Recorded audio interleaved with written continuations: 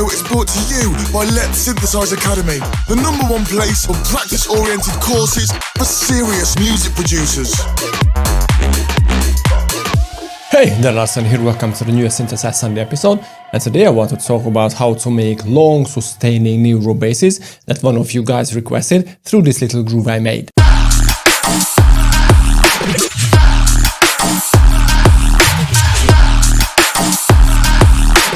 Also, I made this very cool Neuro bass in faceplant.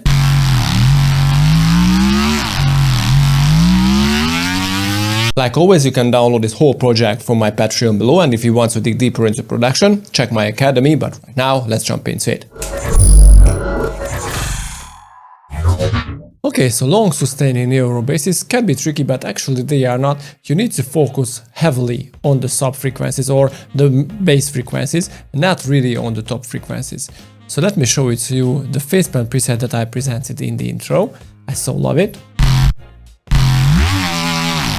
Actually, it is a very simple sound. Let's go into faceplant. So you can see we have the bass and I mean the sub and the mid bass group. If I disable the mid bass, this is what I have. It's basically just a heavily distorted sub, but adding a little top frequencies or mid frequencies with the mid bass group without the sub, it's just a heavily, well, not only distorted, but comp filtered and beefed up sound, especially with unison voices or just voices. It can come from chorus or any other things. But altogether, when you crunch them together, it's just so cool. So let me show it to you that the sub itself is really just a sine with some distortion going through all these effects that I'm going to cover a little later. And the mid bass is very simple again. We have this wavetable, the full grown wavetable, that it is custom, but as you can see, the cycle that I'm using is only this sine wave with some extra harmonics. It's really not a big deal, and I'm modulating it with the sine wave that is on the 5th harmonic. And I applied some filtering before it gets to the effects. So this is all here, and let me show it to you, the sound without the effect.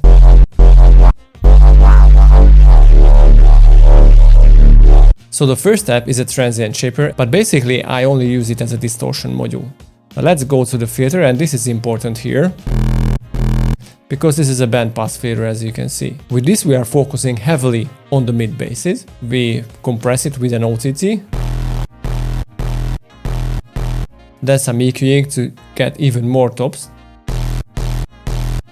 Then the saturator. Another EQ, even more tops. Carve EQ to cut those frequencies that brought up by the distortion and we don't really need them. Another filter.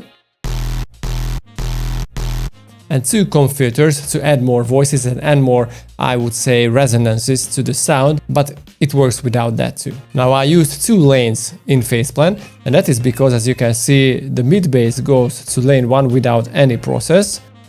Sub bass goes to lane 2, and in lane 3 we process them together. So lane 1 the mid bass and lane 2 the sub bass. So with this basically I just process the sub only.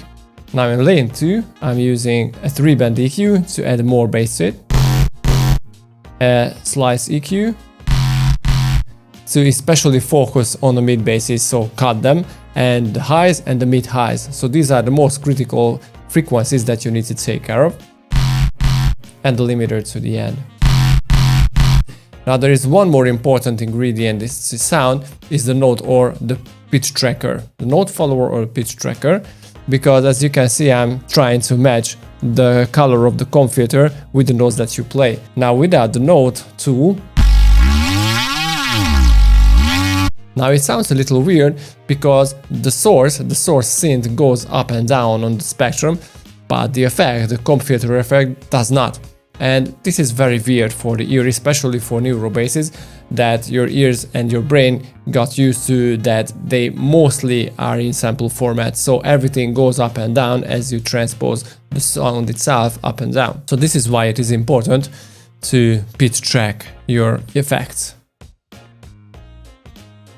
So basically what you need to do when you want to create long sustaining basses, Neuro basses, is to focus, as I told you before, on the low end, on the sub or on the bass frequencies, and start adding distortion and other effects to shape the sound, especially EQ. EQ is your best friend, and then adding some top frequencies using FM or any other thing or another layer.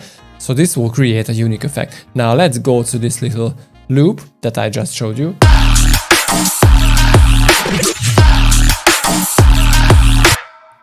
And there is one bass sound that I used here, this long Neuro. And this is what I love in Operator, that it offers proper FMing. Now, as you can see, I'm using a process rack, because without the rack, it's just so boring. Now, in the rack, we can see lots of very cool stuff. So first, an EQ8 to focus heavily on the mid frequencies. So as you can see, it is on 300 Hz and 700 Hz. We are going to crunch these a lot later. So the saturator, as you can see, it is on almost 5 decibels. I have 2 instances of choruses. That gives voices to the sound, and distortions are very thankful for voices. A multi-band compression preset, this is a light OTT. And an auto filter to play in the mid frequencies. There is a very hard sweeping sound that I didn't really like. Now a flanger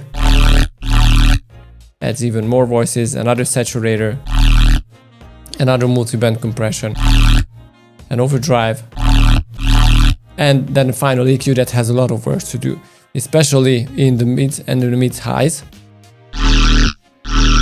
So these are the frequencies that I had to delete basically, and after EQing, the whole sound turned into beauty. Now the cool thing in this is you can play around with the FMing. So in Operator you can do a lot of things. So add another operator,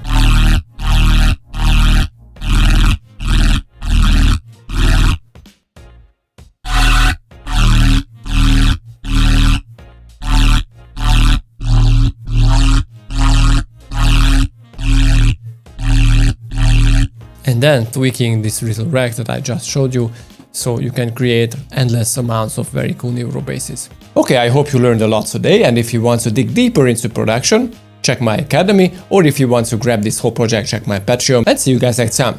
Peace!